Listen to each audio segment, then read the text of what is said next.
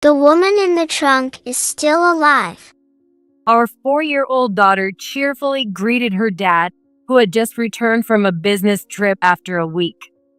But then she said these strange words and hid behind me.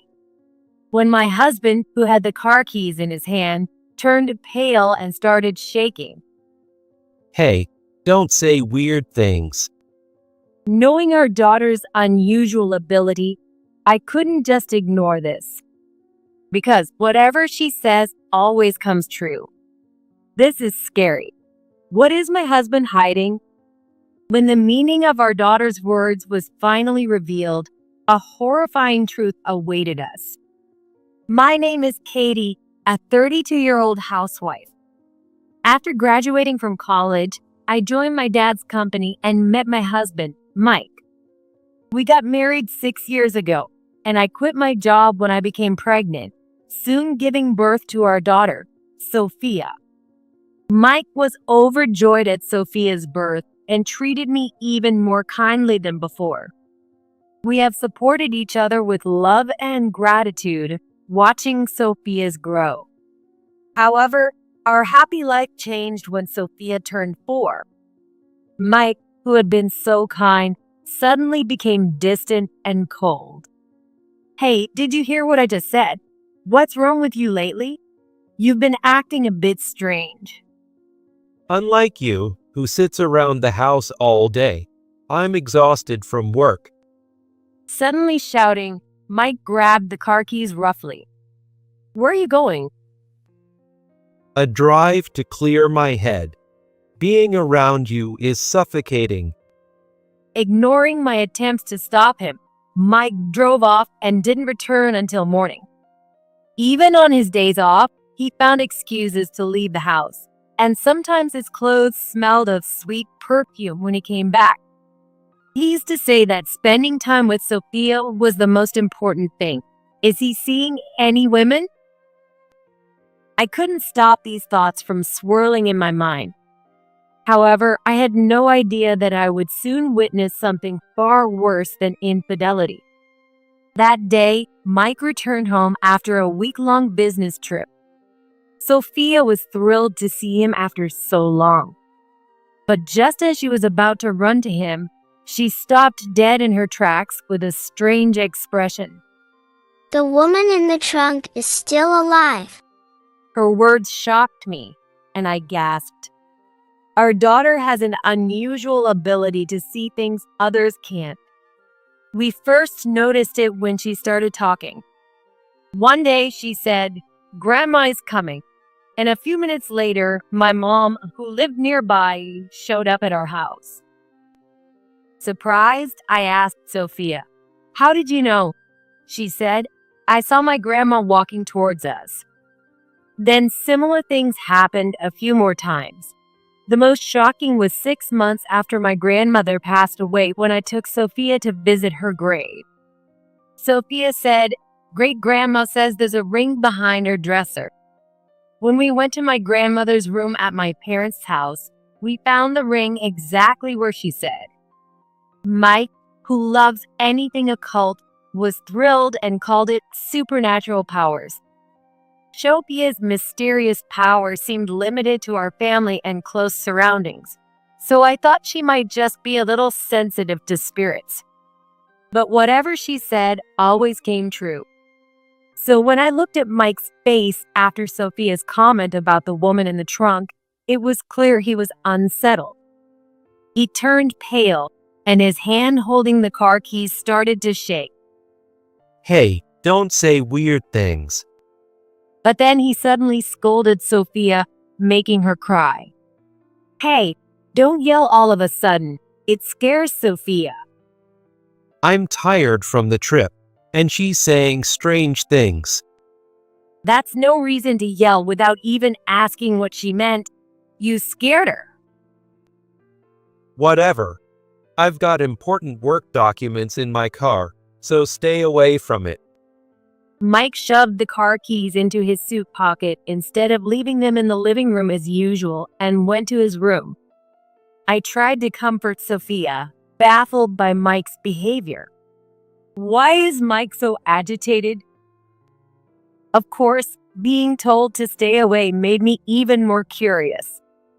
Sophia's words implied urgency. Mike's car originally belonged to my dad, and I had a spare key he didn't know about. So, while Mike was in the shower, I quickly went to the garage. With my heart pounding, I gathered my courage and opened the forbidden trunk. Sophia was right. It was true. Inside was an unfamiliar woman lying down. Seeing her with her back turned and completely still, I felt the blood drain from my body. Horrible. Why would Mike do this? But to my shock, the woman in the trunk started to move and groaned, "Ouch, ouch," as she slowly sat up. Relieved to see she was alive, I quickly helped her out of the car. "Hey, are you okay?" Of course not. Just give me some water. I was taken aback by her bold demand, but I went to the kitchen and brought back a bottle of water and some bread. She devoured both and sighed, "I feel alive again," then started talking about her affair with my husband. It turned out she was Mike's mistress. They had met online about 3 months ago, which was when Mike's attitude towards me had suddenly turned cold. Mike had secretly taken her along on his business trip, but on the way back, they had a heated argument. She threatened to tell me, and as she tried to leave the car, he chased her, and they ended up in a physical struggle. She hit her head when he pushed her, lost consciousness, and woke up in the car trunk. Apparently, Mike thought she was dead and panicked, hiding her there. I felt sickened by his cowardice. We should go to the hospital and the police right away. I'm fine for now. I'll see a doctor tomorrow. And we don't need to go to the police, but you'll need to cover my medical bills. Of course, I'll pay for that. Great, then how about $500,000? Excuse me? I looked at her thinking I had misheard. Why are you so surprised? Your husband is the son of the CEO, right? If I go to the police, the company's done for, and you'll lose your happy life too. I finally realized there that she was threatening me. From her story, it was clear Mike had been lying to his mistress about many things. While it's true he is technically the son of the CEO since he became my dad's son-in-law, it was part of the arrangement because I'm an only child. However, since he's not even an executive in the company yet, his arrest wouldn't have such a significant impact. Also, the house we live in is in my dad's name, so I wouldn't lose everything. But $500,000 is a lot of money. My husband is an asshole, but you are just like him. I was completely exasperated and decided to take them both down together. Our household finances are controlled by Mike, so I don't have any money at my disposal. Let's leverage his weakness together and get the money out of him. Oh, I get it. Your husband is so stingy. It seemed she had approached Mike for his money, but was always frustrated by his tight grip on his wallet. Their argument that day had apparently been about money, and she easily believed my story and agreed to my plan.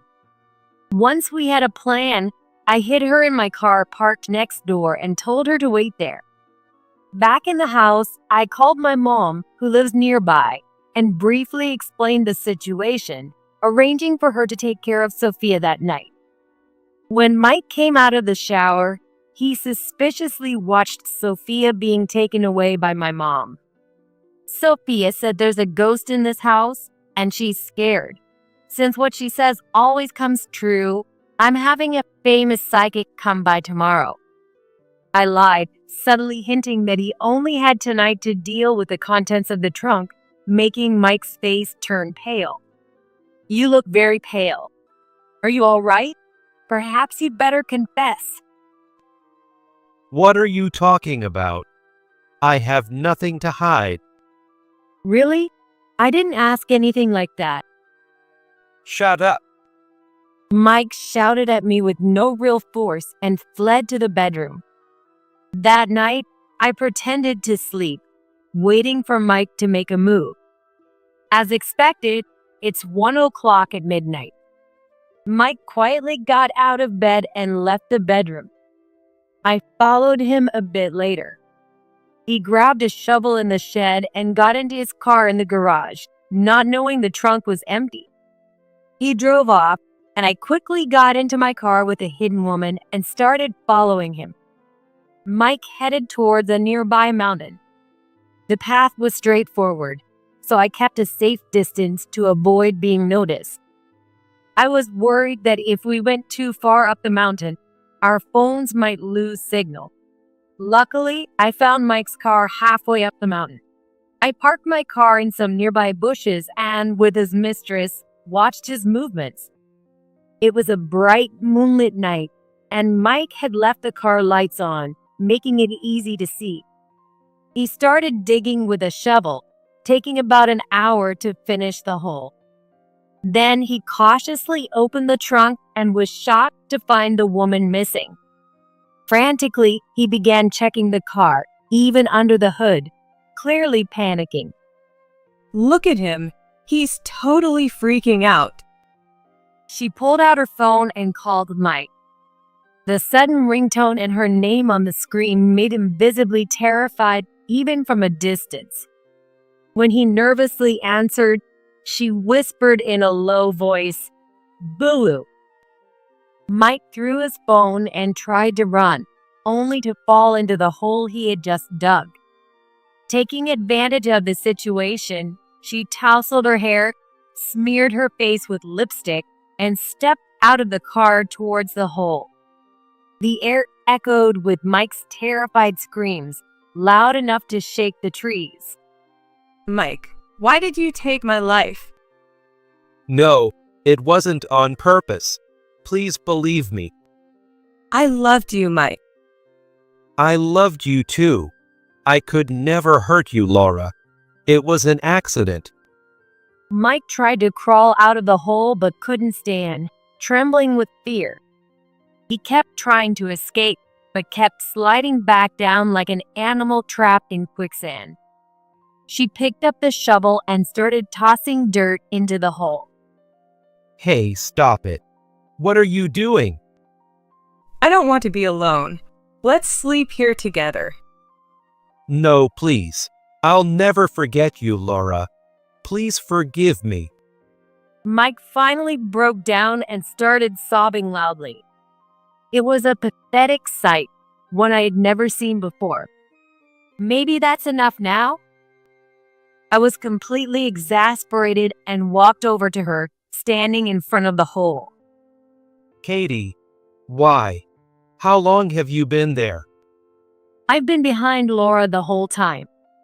I followed her out of the car and had been filming this ridiculous scene with my phone up close, but Mike hadn't even noticed. To be precise, she and I followed you from the house. Mike finally realized he had been tricked into thinking she was dead. You. How could you do this to me? I never knew you were such an idiot. Maybe I should post this online. Mike got angry and grabbed Laura's leg and dragged her into the hole, and they started grabbing each other. I'll really do it this time. I'm not so slow that you can do anything to me. Their ugly fight didn't last long as a police car arrived. I had secretly messaged my mom to call the police while waiting in the car. Why did you call the police? You tricked me. Of course. Did you really think I'd team up with you? I then told her that the CEO of Mike's company is my dad, Alex, and Mike is just a son-in-law with no power. Not that it matters, but I don't care what happens to Mike. You can have him instead of the $500,000. What? Who'd want this piece of trash? I'd return him with a bow. Too bad. I thought you two made a good pair. Soon, a police officer shone a flashlight on them, and Mike started making excuses while she looked oddly panicked. Officer, it's all a misunderstanding. I thought she was dead. but she's alive. There's no problem. Yeah, nothing happened. We're fine now. What are you talking about? We're here because you dug a hole on someone else's private property without permission. What? Oh, well, What was that about thinking she was dead? Let's discuss this at the station. The police officer easily pulled Mike out of the hole and then turned to Laura, saying, "You need to come with us too." He did a double take when he saw her face. Her face, with its garishly applied red lipstick, looked almost demonic. However, without mentioning her appearance, the officer exclaimed, "You're Emily, the wanted criminal." It turned out that the woman I had always found suspicious was a habitual marriage scammer. I was thoroughly disgusted with my husband's stupidity. Hey, Katie. I'll be back soon. Just don't tell Alex about this, okay? At this point, that's all you have to say. Don't you have anything else to reflect on? I'm sorry for betraying you, but I was deceived. Emily, was a con artist. His audacity to play the victim after a half-hearted apology left me in disbelief, and I sighed deeply. Listen, what I'm talking about is you putting her in the trunk. Sure, she's a criminal, but what you did was even worse. I had no choice. If I didn't, it would have caused trouble for the company and you. You were just trying to protect yourself. I can't stand your lack of integrity. I'm sorry. I'll change from now on. I'll prioritize you and Sophia. Please don't abandon me. At this point, Mike broke free from the officer's grip and fell to his knees, begging. My dad has already heard from my mom. They're going to fire you. So you never have to come back. With that, I turned away, leaving Mike sobbing on the ground, and the sulking mistress was taken away by the police. Later, Mike was arrested, and his now resentful mistress filed a complaint, landing him in jail. I divorced Mike, demanded $20,000 in alimony for the affair, $100,000 in child support, and an additional $20,000 from the mistress. Mike also faced a $30,000 compensation claim for assault from the mistress, leaving him deep in debt. As for me, I moved back in with my mom for help with childcare and returned to work at my dad's company. You know, Grandpa wants Mommy to help his work. It was Sophia's simple comment that gave me the push I needed. I had always assumed that my dad didn't have high expectations for me, but it turns out he wanted me to take over his company. With the mysterious power of Sophia, I learned my dad's true feelings, and now I'm going to work hard and grow up myself to raise Sophia well.